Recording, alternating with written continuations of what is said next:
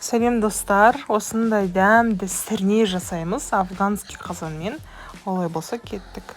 Алдымен барлық заттарымызды турабамыз: пияз, капуста, сәбіз, 3 түрлі болгарский картошкамызды, сосын туралған құйрығымызды осылай қазанның астына жайып, бір қабат етімізді бір қабат саламыз. Жуып дайындап қойған жұмсақ қойдың еті бізде.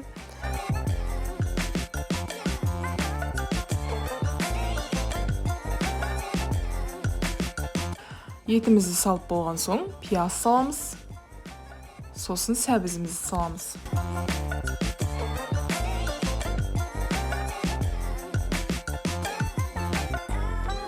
Енді картошкамызды дәл осылай салып шығамыз.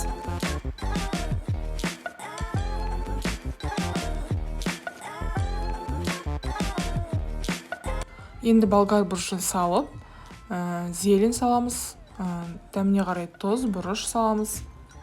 Және капустаны салып, бетіне дәл солай тоз, бұрыш және азырақ қызыл бұрышты да қосып жібереміз.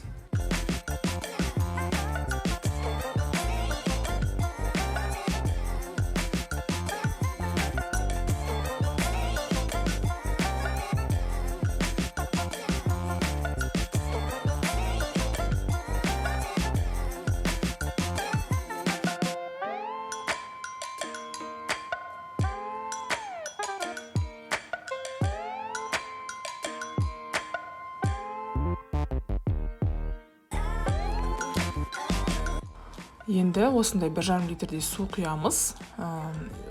Мен енді қазір өзім жаба алмағандықтан ағама жапқыздым. Қазанда мен өзім онша күшім жетпеді. Сондықтан осылай жабасыздар.